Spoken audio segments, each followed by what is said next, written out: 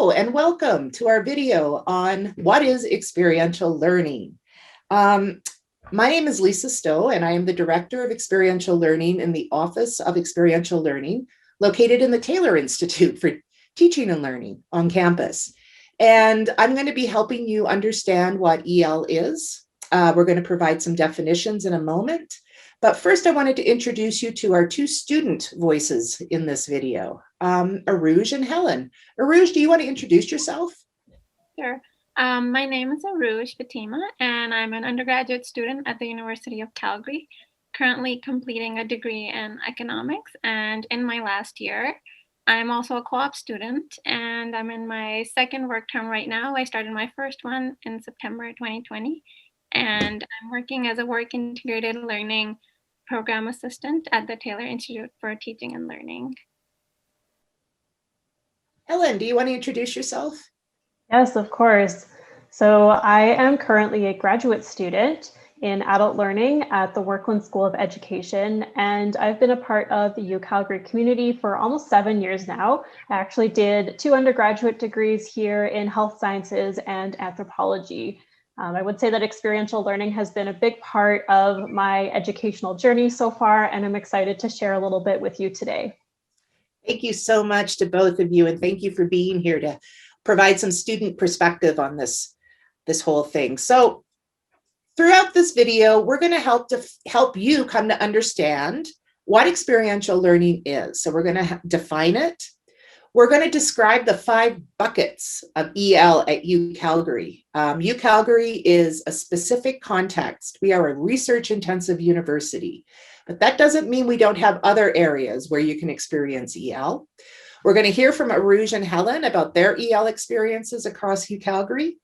And then we're going to help you find EL opportunities at UCalgary.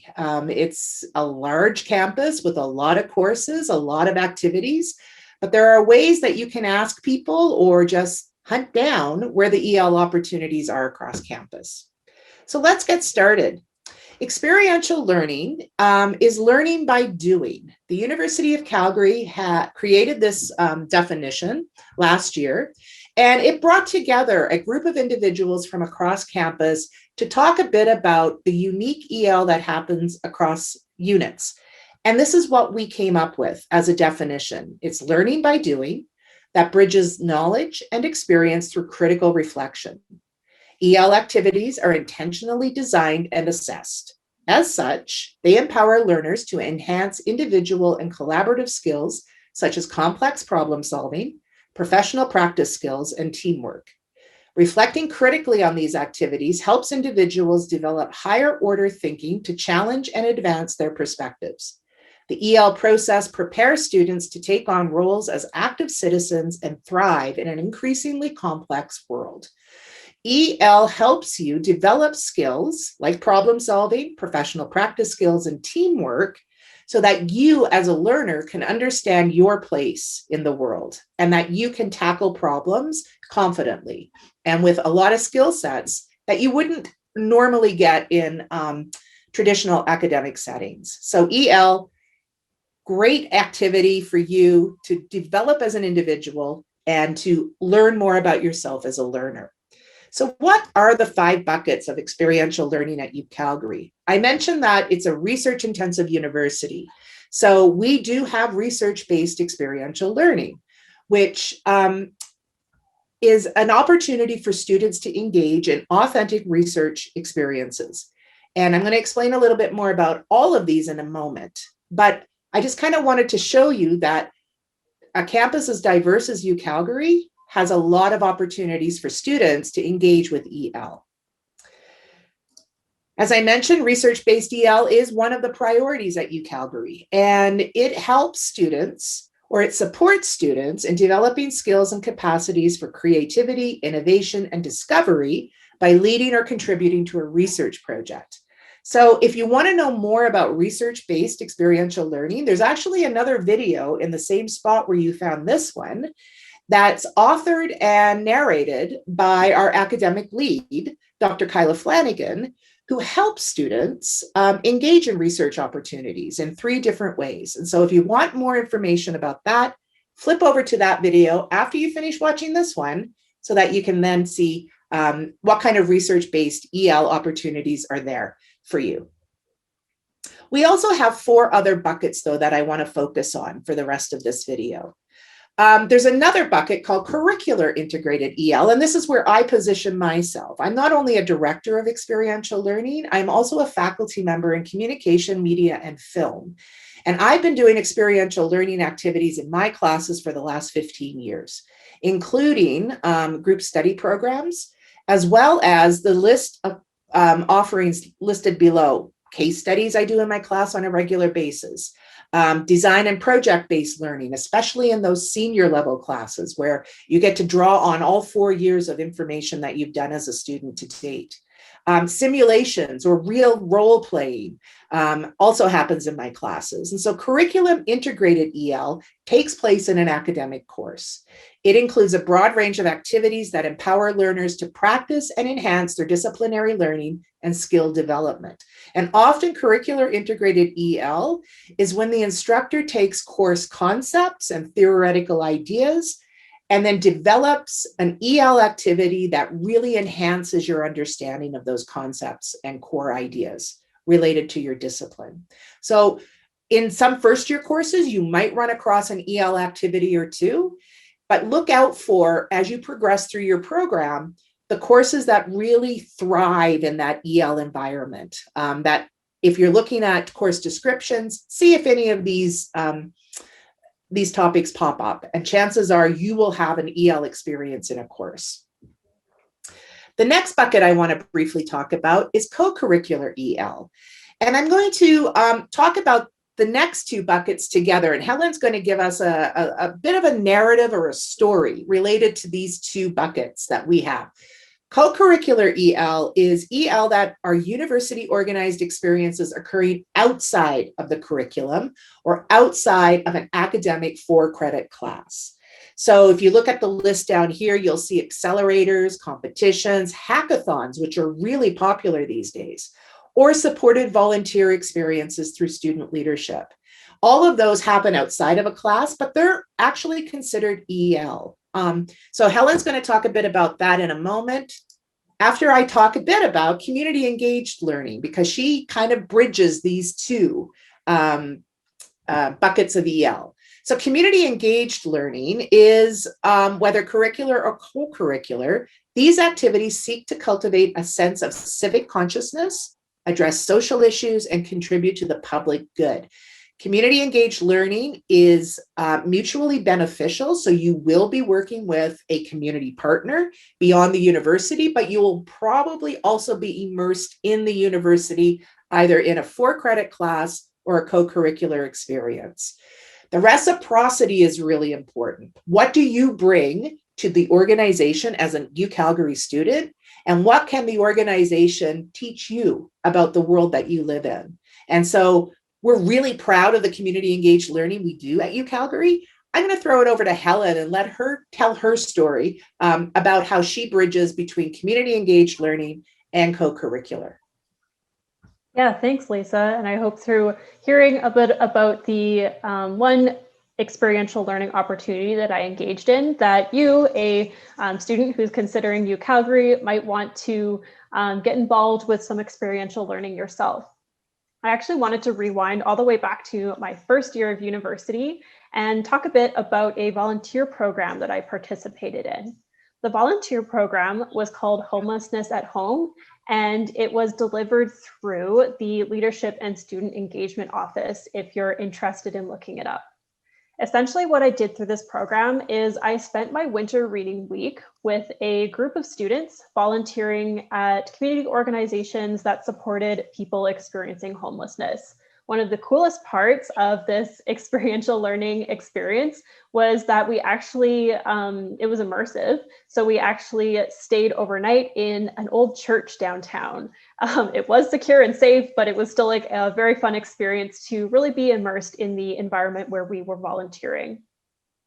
So how was this community engaged learning? Let's start with that one. I think one of the best parts of this experience that I had was giving back to my community. we had the opportunity to volunteer at some homeless shelters in Calgary, such as the Drop-In Center and the Calgary Mustard Seed. And seeing that impact that I was able to have on the community and the impact we were able to have as a group of students was really fulfilling to me. As well, another part that really clicked when I was a part of this volunteer program is that some of my classroom learning came to life. You might have remembered that I was a health sciences student in my undergrad, and one of the things I learned in my very first semester was about the social determinants of health. So essentially, we learned in my class about how conditions, say like economic conditions like poverty, can actually have an impact on people's health status. So I read a lot of papers about this. I did presentations in class, but then during this volunteer program in the winter term, I actually really saw the social determinants of health come to life. I think that's what makes this co-curricular, is that the experiential learning really happens alongside the classroom experience. And I think those connections between what you're learning in the classroom and what you get to do outside of the classroom, whether that is in a volunteer program like I experienced or something else, really enriches the learning that you're doing throughout your degree. So I hope that kind of gives an example of what these two buckets of experiential learning might look like. Thanks, Helen. That's awesome. I didn't know you slept in an old church. That's great. And experiential learning opportunities can sometimes happen beyond campus. As I mentioned, I teach a group study program and I take students to Spain, where we do 3 weeks of immersive work in food culture in Spain. And so there's an opportunity for you to experience working with a group. And I'm sure, Helen, you've had this experience of a cohort of working with other students and developing really strong collaboration, team building skills, all of those things that come when you have to work with people beyond the university and within your classes. Thank you so much for that experience. That was great. Our last bucket is one that often gets conflated with EL. When you talk to people about experiential learning, this is the first thing they think about: work integrated learning. And even though EL and WIL are often used interchangeably, they are both priorities for UCalgary. They are not the same. WIL, as we call it, is often a co-op, an internship, a practicum, or a clinic placement, where students, in combination with the academic 4-credit classes they're doing, will also get a really immersive, strong work placement experience. And Urooj, who's a current co-op student, is going to talk a little bit about her experiences juggling both academic 4-credit classes and work integrated placement. Urooj. Thanks, Lisa. So for me, I am a co-op student, and how I got into this was while I was doing my degree. When you're approaching near the end or even in the middle, you're kind of starting to think about like, okay, what is the next step? Where do I go from here? And that's exactly what was going on in my mind. And I just wanted to see how to transition like from school to work. And I needed that bridging. I needed the learning from going from just academic studies and going into a professional working environment. For me personally, how I found it was I would go to the academic advisors very often every year. And I told them, like, how do I go about this? Where do I take my degree from here? And they referred me on to a co-op advisor, which was also a very good experience. I got to go to workshops there where they'll teach you about resume making, cover letters, and kind of just prep you up for all of that. From there on, I was able to join my as a co-op student after my first year. So once you complete your 10 courses in your first year, you can apply to become a co-op student. And that gives you access to a bunch of working opportunities for related to your degree.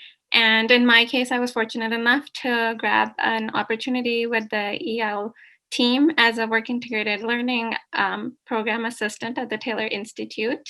For me, this experience was really cool because I was in this program as a student and also as an employee. So I was able to reflect back very often every day on what I was doing and what my work really involved and how I could improve on it. I think that was the coolest part of my work experience because I was getting the professional skills. I was learning how the professional work environment actually is. At the same time, I would be involved in like critical sessions where I would get the opportunity to learn and see where there was room for improvement, or where there is places where students grab the most out of what's more beneficial to them. So I think for me, it's been a great experience. It's been a 2-in-1 kind of. I got lucky with that, that I'm able to look at my experience. I think it set me off really well for the professional working environment, because it's kind of a transition.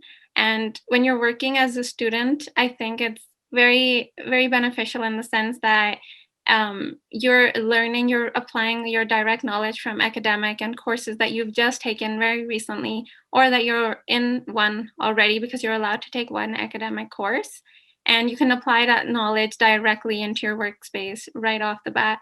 So I think that's really neat. It allows you to reflect back right often and improve and learn more from that. Great, Urooj, thank you. So work integrated learning opportunities can be both paid and unpaid. Co-op and internships are usually paid, though you should check with your advisor about that. Practicums and clinics are usually part of a professional program. So you just want to make sure that you understand the differences between paid and unpaid. All are rewarding. Obviously, it's nice to get paid to do this kind of work, but super, super informative. Thank you, Urooj.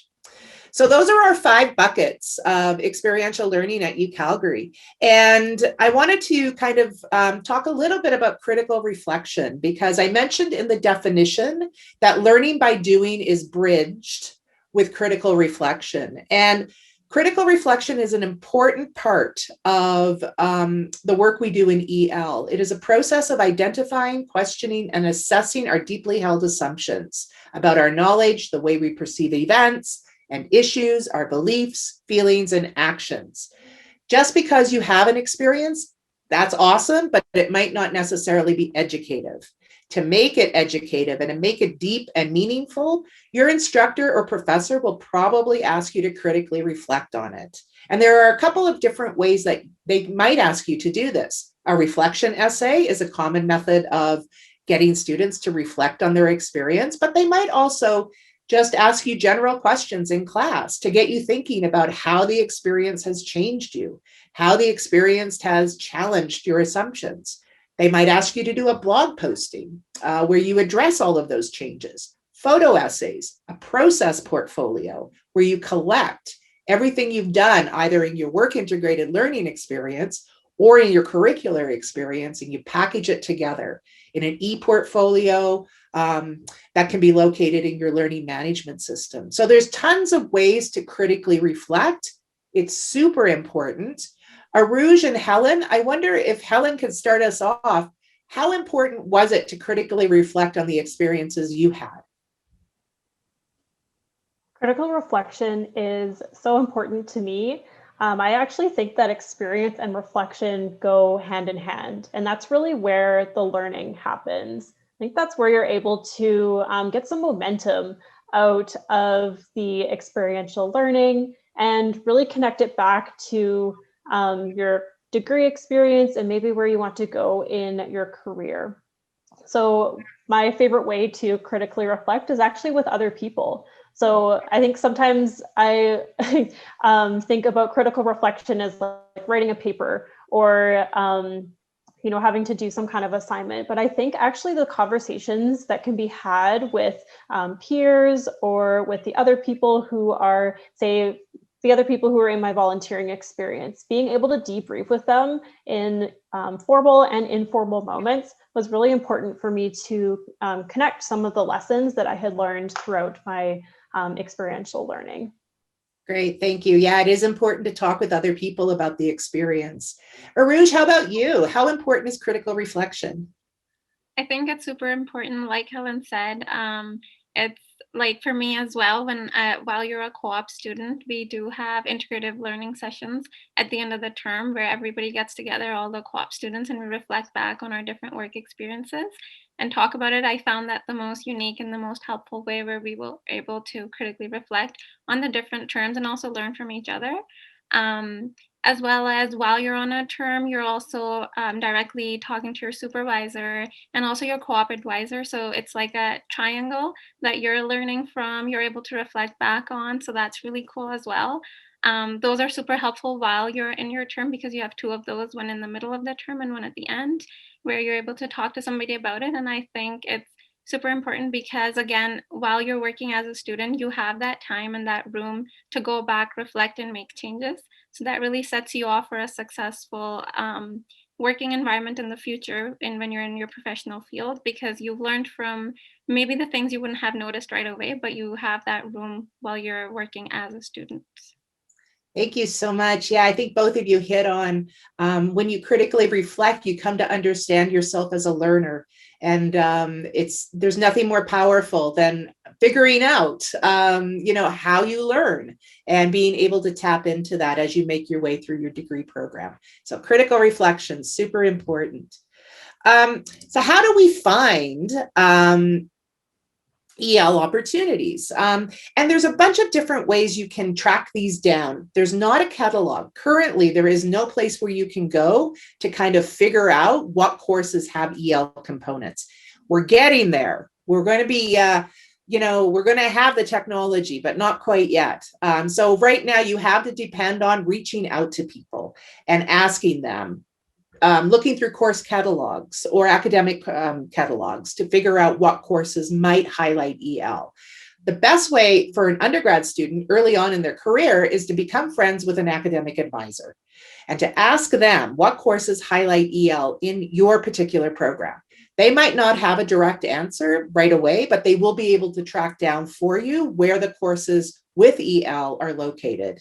I can safely say that most programs at UCalgary, regardless if you're in arts, science, medicine, workland, in education, will have pockets of EL throughout the program. We really do a lot of work in EL at UCalgary. Sometimes, though, it's hard to find. Ask a fellow student or a professor if they have come across EL opportunities, either as a student in a class or as a professor teaching a class. Do they teach using EL? Or you can also send us a note at experientiallearning@ucalgary.ca. And if you explain that you're a first-year incoming student, you're super excited about EL, where do you find it? We can help you out with that. Helen and Urooj, do you have any other recommendations? How did you guys get involved in EL? I could go. For myself, again, when I was in my second and third year, I was just really eager to learn and find ways where I could use my degree and how I could use it. So I really agree with connecting with an academic advisor, even if there's not something you necessarily need to talk about right away. I think it's a really good idea to once in a while go and connect with them, let them know what's up and what courses you're taking and your interests, and they're really able to guide you onto the right path. In my case, they were able to refer me to a co-op advisor, which also led me in, I wasn't necessarily working right away after I got into becoming a co-op student, but I learned the different opportunities. I looked at the different jobs, the different options I had, and then I landed one which fit me perfectly. Other than that, also connecting with other people, fellow students and professors. In my case, I had an older sibling that went to a similar experience, and she also did a co-op term. She did not do the co-op term, but she was a co-op student. But that also was very helpful because I was always talking about it around. So you learn a lot from connecting to different people. And again, the academic advisor is the most helpful for me. Great, thanks. Mm-hmm. Helen? Yeah, I found in my first year, I actually felt really overwhelmed by the number of opportunities presented to me. And maybe you're hearing a lot of messages right now to get involved, to do lots of different things during your first year. So the one piece of advice that I might say is to keep your eye out and maybe choose one opportunity during your first year to maybe engage in some kind of experiential learning, some kind of way to connect what you're learning in your classroom to a real world experience.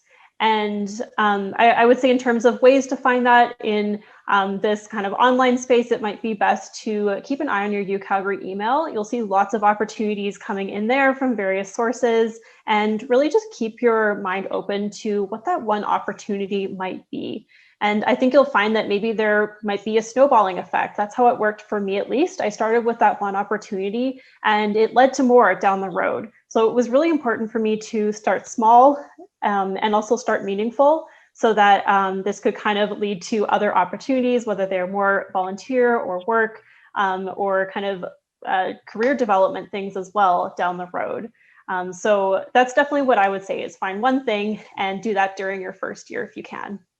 Yeah, that's great advice. And the co-curricular space is a great space where you can dip your toe into those EL opportunities to find out what it's all about. And that often snowballs into other things. So thank you both for sharing that.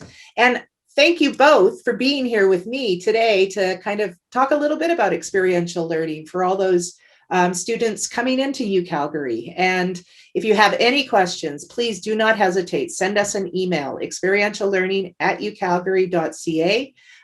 We can get back to you. Urooj, Helen, thank you so much. And thank you for watching the video. We're really happy. Thank you. Thank you. Good luck to everyone listening.